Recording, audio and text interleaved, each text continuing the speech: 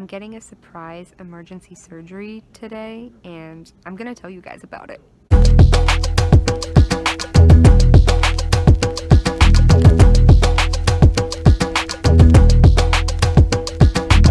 What's up, everybody? Welcome back to Worldwide Shenanigans. I am now spending my 13th hour inside the Cedars-Sinai Hospital. I went to the ER around 3 a.m. this morning. It's now around 4 p.m. and have I got a story to tell you.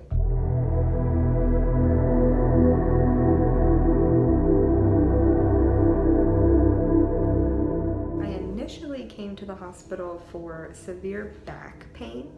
My back was killing me, and I've had a couple of these back pain attacks. After crying in the ER for an hour or two, waiting to be seen, I finally was brought to my own room in the ER. And in that room, it still took so long to get any pain medication. I was in so much pain, but they weren't giving me any medication until I did a bunch of tests such as blood work or urine samples. Finally, at about 6 a.m., I was given my first pain medication, and that's when things started to be okay for me. But it was so terrible because my pain really started around 11 p.m. So from 11 p.m. to 6 a.m., I was in agony. So during those first few hours, a couple of the tests they did besides blood work and urine samples were a CT scan. Then they also did an ultrasound. I was then informed that I was going to meet with a surgeon and I might have to go into the operating room that day, today. So that was a crazy shock, to say the least. And during all this time had probably been about 10 or 11 hours. I think I met with the surgeon around 1 p.m. And after meeting with the surgeon, they told me that I was going to have surgery the next morning to remove my gallbladder. This was so shocking and so scary because I went into the ER for back pain and I'm coming out with an invasive surgery to remove an organ. I am now in the pre-op wing. So this is a wing where it's just a giant room with a bunch of beds and curtains between them where everyone here is getting surgery. This definitely is not as nice as the emergency rooms, which are private. You have doors and curtains and it's your own private room. But since being moved to the pre-op ward, I do have a lot less attachments on me. The only thing I have left is my IV. But other than my IV, they took out my blood pressure monitor and my heart rate monitor, and I still have some heart monitors left on me. Yeah. And I have to go around with my IV everywhere.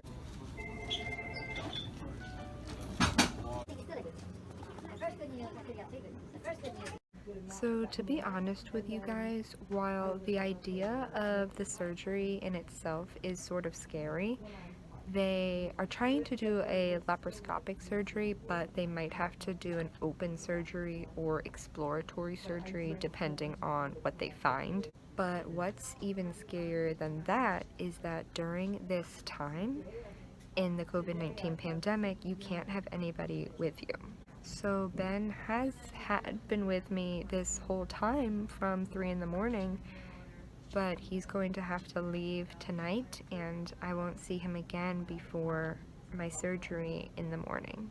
And I'd be lying to you guys if I said I hadn't been crying for hours about having to do this alone. And just to make all of this so much harder, if you guys didn't know, I am intensely frightened of all medical things. Shots, needles, blood work, tests, hospitals, doctors. I am so scared of all of that to begin with. So it's been a really, really scary day, and now having to do it alone is really scary. Now it's around 7 p.m. so surgery is in about 12 hours. I haven't really been told anything.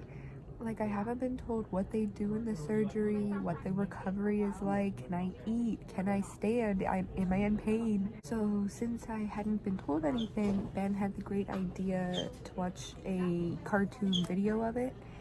And it did make sense. Like, I learned what the surgery will do, but I'm kind of scared because I'm gonna have so many scars on my belly button, around like my torso and abdomen. One good update is I finally got a new mask. Yeah.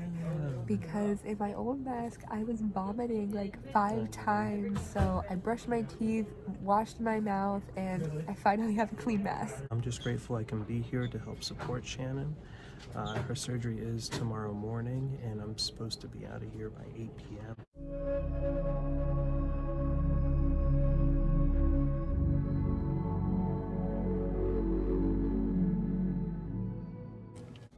We're all alone now. It's around 9 or 10 p.m.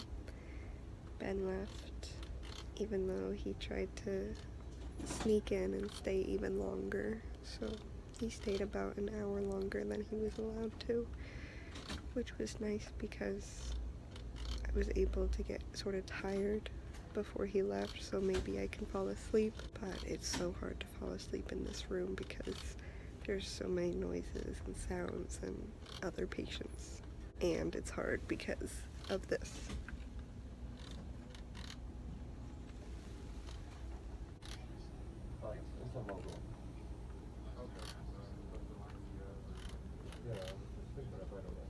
I was told that I can remove my heart monitor things, so I'm gonna take off these patches.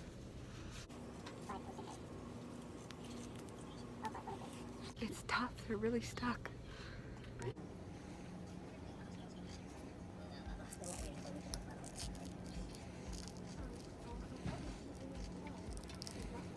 That hurt so much. It's around 1 in the morning right now, and the nurse came in to switch my antibiotics and tell me some pre-op questions. I've never had a surgery on my body before. I've gotten like my wisdom teeth out and stuff, but nothing like this. So I'm really scared, and it's hard to do this alone. It's around 2:30 in the morning, and somebody is snoring so bad, cannot sleep. It's a few hours before surgery now, and all I can think about is how this is the last time my stomach abdomen is going to look normal and not have a bunch of scars. It's around 4:30 in the morning now, and I was just woken up for a blood draw. Classic hospital experience. So it's about 5 a.m. now, and I think I'm awake for the day. They're going to take me to pre-op in about 1 hour, and my surgery is in about 2 hours. I just really wish that people could be here with me. And it's time. Here I go.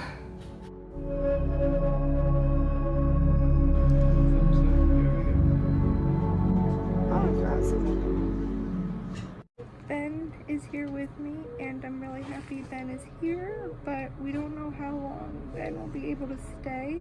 So I'm happy Ben's here, but I'm in a lot of pain, a lot more than I thought I would be. My abdomen and my belly button feel like they're gonna explode. Anytime I go from standing up to lying down, the pain makes me gasp and cry. In addition to the horrible pain, I'm also so nauseous I really don't think I'm ready to go home. They said that they're trying to send me home as soon as possible. This was pretty surprising because just before the surgery, the surgeon said I'd be staying overnight again until Saturday morning. So yeah, this is kind of shocking. This is my first drink in 2 days. I love water. And now it is time for my first food.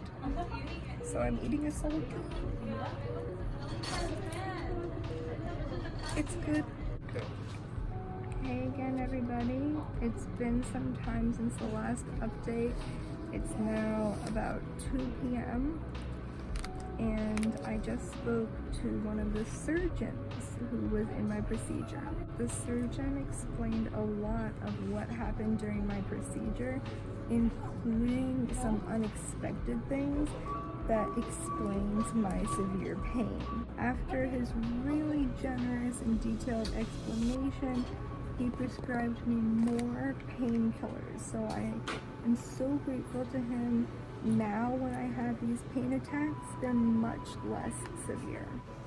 So it's about 3:30 p.m. now, and while the surgeon said that I wouldn't be discharged until Saturday, I'm actually being discharged today. After talking to the surgeon and being given a lot more medication, I feel more prepared.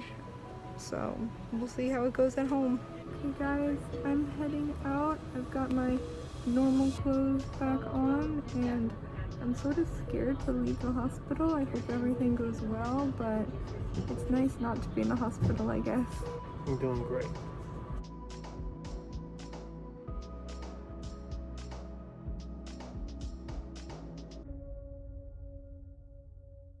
So we just left the hospital.